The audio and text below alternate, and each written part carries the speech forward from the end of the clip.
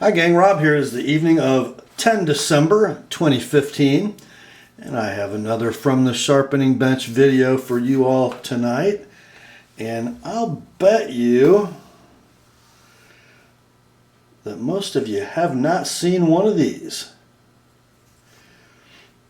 This is the electric Barlow from JBF Champlin and Sons Cutlery. Yeah. Ever heard that name? Most of us have not.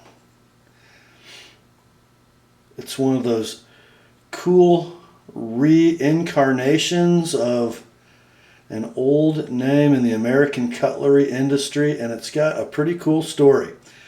This guy, JBF Champlin, was active in the cutlery industry, manufacturing and marketing of knives in the second half of the 19th century in the United States. And from what little research I've done of him, he sort of reminds me of a 19th century equivalent of a cross between Jim Parker and the dude with the mustache on QVC from Frost Cutlery. The new website of the new JBF Champlin and Sons Cutlery Company calls the old man, JBF Champlin, salesman, entrepreneur, visionary. So who was this guy? Well, I guess he rose to his highest level of fame with the Cutlery Cutlery Company in Little Valley, New York. A pretty large cutlery factory in the late 19th century. Made knives with numerous alliances in his career and sold them under lots of names, that the most notable. And one of his brand names was Electric, and the new guys who are in charge of that JBF Champlin and Sons name, a guy named Mike, I'm going to butcher this name, Losicco, I believe he spells it Losicco, and Derek Smith. They have brought back this Electric brand name for what looks like it's going to be a line of custom JBF Champlin and Sons knives. This is the first of its kind, and it is a Barlow knife with a very special stepped bolster. It is the second knife by this new company with the old name. The first one, I think, was released in 2013. They called it their Teardrop Jack, and it was a production knife. And it was built on the number 85 GEC chassis. It had a spear point and a pen blade. I think it came in one cover of jigged bone and one in ebony. Must have been a special factory order. And for the second whack at it, Mike and Derek chose to do a custom, and they had a Sarasota, Florida-based custom slip joint maker named Evan Nicolaitis make this run for them. They ran 25 of these little 3.5-inch Barlows, and to give you an idea of size, let's roll in what's in my pocket today. A GEC number 77 Bartham, which, as you guys know, these are about 3 5/8 inches long closed, 3.5 for the Electric, which actually will make it almost exactly the same size as a Tom's Choice Barlow, which I don't have in my pocket.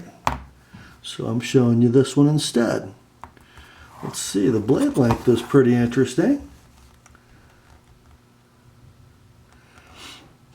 Yeah, I guess it's very proportional.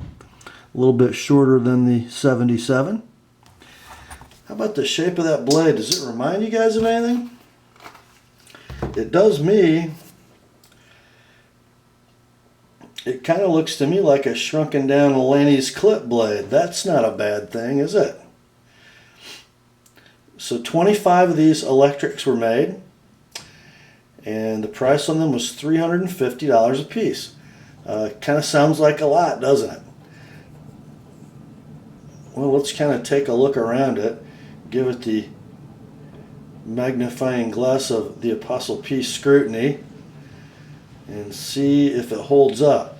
So 350 bucks, that puts it in the same price range as the Case Tony Bowes limited production line, you know, the Lanny's clip that you've seen on this channel. And actually, the knife is very similar in its construction. The blade is CPM 154. The Case Bowes Lanny's clip is just plain old 154 CM. It is an all steel knife. This knife does share that machined in washer feature that the Case Bowes knives have. There you can see if you look right here. So the blade tang is making contact only with that raised washer portion of the liner that you can see there, instead of riding on that entire surface, which gives it a silky, smooth walk and talk. Pull on this knife is, I'm going to say a 3, but still very positive. You know, the spring tension is very linear all the way up to the stop. So it's, you know, it's not one of those knives that's going to have such a weak spring that it's going to feel like it's folding on you all the time. Not the case. The blade centering is really nice. Let's focus on the blade first. Now it is a horizontal hand-rubbed satin. The owner of this knife, who sort of was a little sheepish about having his name mentioned, so I won't. He, I guess, sort of augmented the satin. He thought the etch, where it says Old Cattaraugus Rosewood, was a little loud maybe. So he ran some very fine sandpaper down both sides of the blade to sort of redo the satin. This is a user for him, so you're going to see some scuffs and scratches on the blade. Let's not hold the maker responsible for that. This tang stamp I didn't find in my research. I'm not sure. So ESTLN, I do not know. And on the other side, electric cutlery. And then this is not an etch. This is an engraved logo. Stamped or engraved. So let's look at our grinds. Looks like we're starting with about 90 or 100 thousandths inch thick stock. It is a full flat ground blade. Let's see, can you see where the grind starts as you look at the spine? No, so that's very nice. Can't even feel it. So that's pretty cool when the plunge grind meets the spine and you can't tell as you look at the spine where that grind starts. That's a great feature. That's a maker that knows what he's doing. The grinds are pretty symmetrical as we look down here in the choil. This area right here, pretty even on both sides. The choil is very well executed. A pretty rakish choil like you see on a Lanny's clip. My one complaint with the grinding of this knife, for such a thin, light, diminutive Barlow with a super light action, I think the blade grind is overly thick. My edge bevel is 18 degrees per side.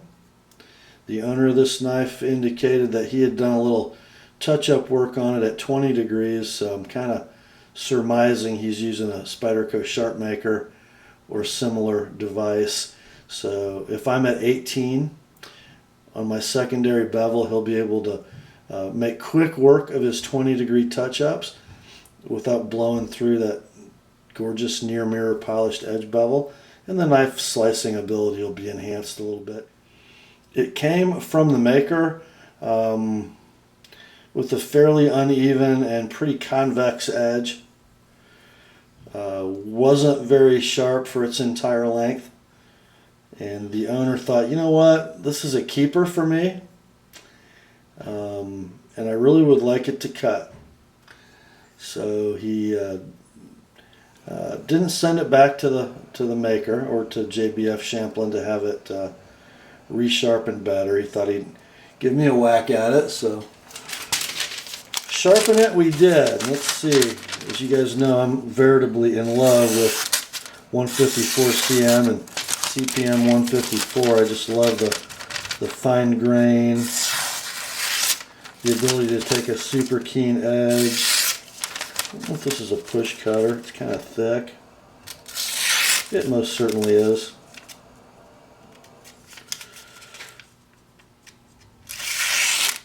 That's good. Just a great steel for an EDC traditional. You know, some things modern work in a traditional configuration, don't they? So I think it's a knife that's going to be much more enjoyable as a user. You know, when you've got something like this in your pocket and you know it was really expensive and it's luxurious and the way that it operates is just light and precise and refined and, well, luxurious. You know, you like to be able to open an envelope with it in a nice, smooth, easy manner and, you know, cut up your apple for lunchtime with sliding through it very slickly. A knife like this that you're paying this kind of money for should perform as a slicer. So it does now. Let's take a look at its construction closely. And there were some fit and finish issues with this first run of this knife, and it's pretty darn ambitious. So we have 3 facets on each high step of the Barlow bolster, and if you notice, they're not perfect. Got some a little area of like no cleanup in this corner, so I would assume that's a bit of a low spot. And then the center facet on this side almost is, it's, you know, there's a line about 1/3 of the way from the left of that bolster, almost like it's not flat, that one center facet. And then the other side looks really, really good. The satin finish on the bolsters is, it's okay, but not great. And then if we go to the front low step of the bolsters, I'm not sure if the camera's going to pick this up. Let me come in sort of macro-ish here and see if I can get the light to catch this. But the pivot pin is visible to the naked eye.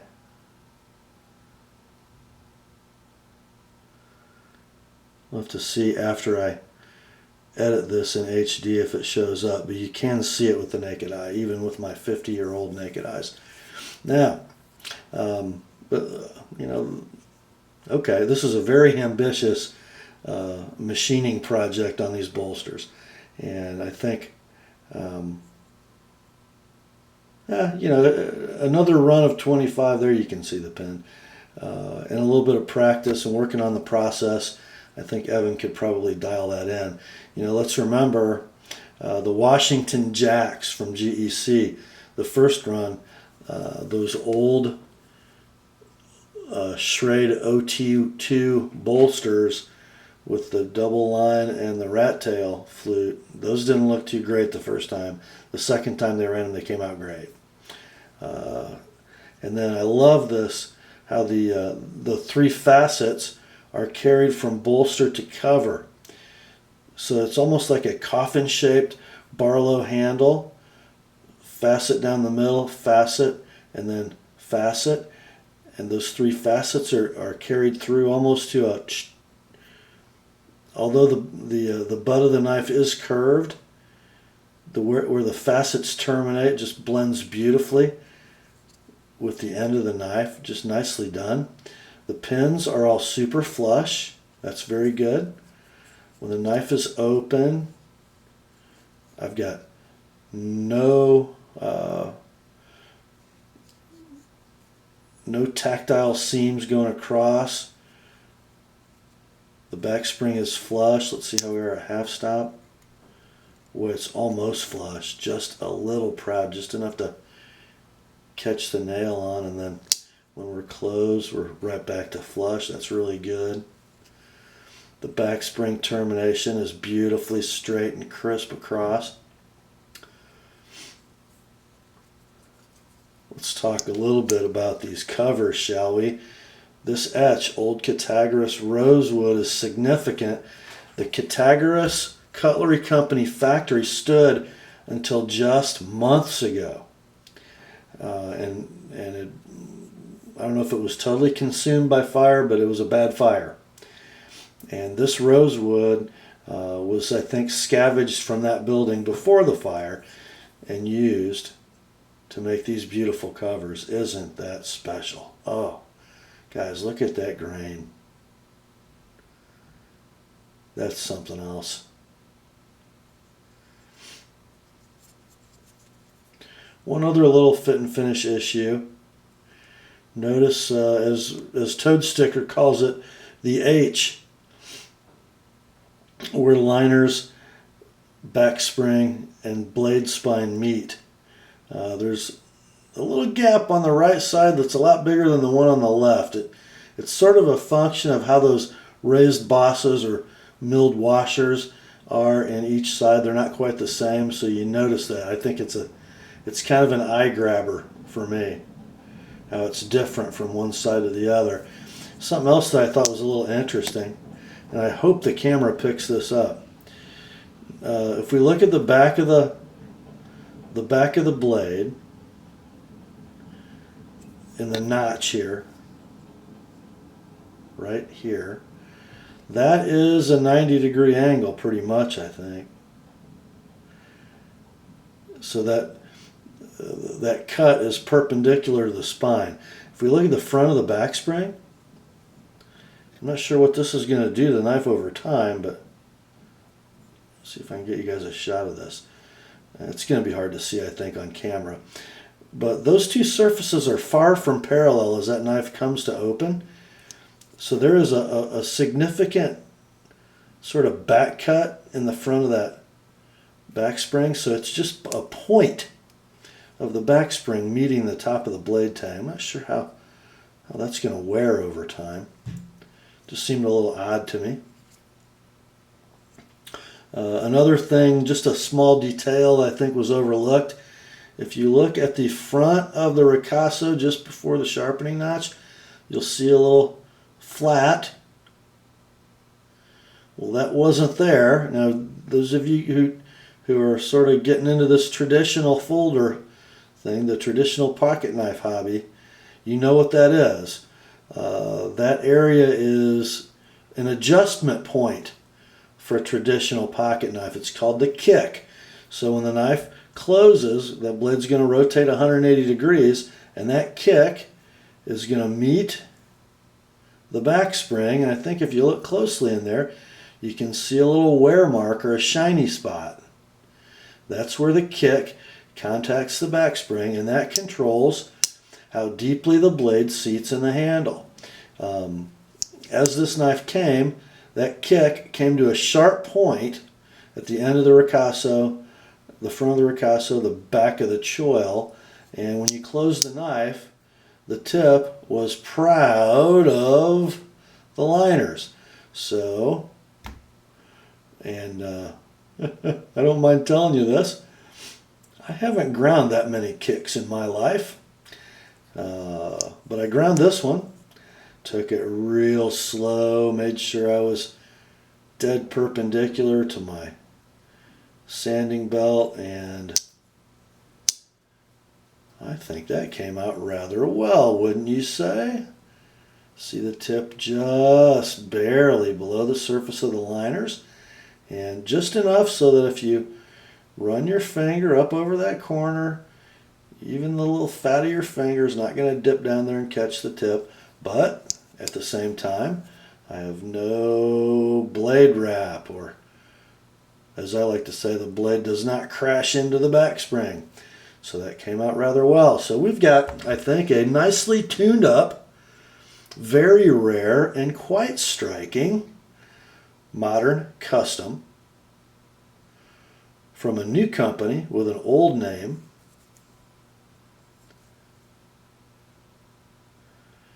And let's keep our eye on these guys, because this could be something special. You know, I don't see anything wrong. This is a time-honored business model in the American cutlery industry. You don't have to make a knife to be a knife company. And it goes back, you know, to the days when old JBF was roaming the countryside, plying his wares. You know, he didn't start out as a knife maker. He started out as a hustler. A guy who could make a buck by talking people into buying stuff. And, well, let's look. We have any modern day examples of this? I think we do. To my knowledge, Cold Steel doesn't manufacture a knife. They sure can sell them, though, and they sure know how to find people to make them who know what they're doing. So, Mike and Derek, I wish you well in the future endeavors of the JBF Champlin and Sons Cutlery Company. And I will look forward to seeing what comes next. This was very ambitious, very expensive. Second knife out of the gate. We're entering into a new niche.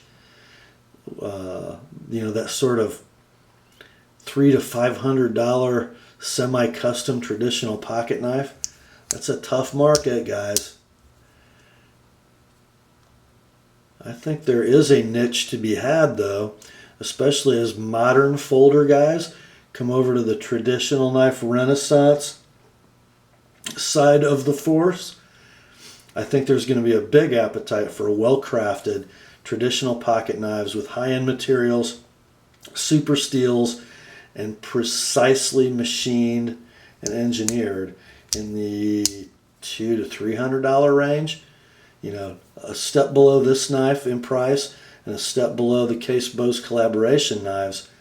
You know, low volume production, traditional pocket knives that are $250, maybe have,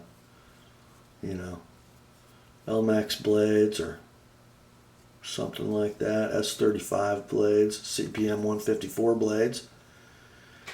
You know, I think if a guy had a knife factory and, maybe the Upper Peninsula of Michigan, maybe he could start making something like that. Don't know if you boys in Escanaba are watching, but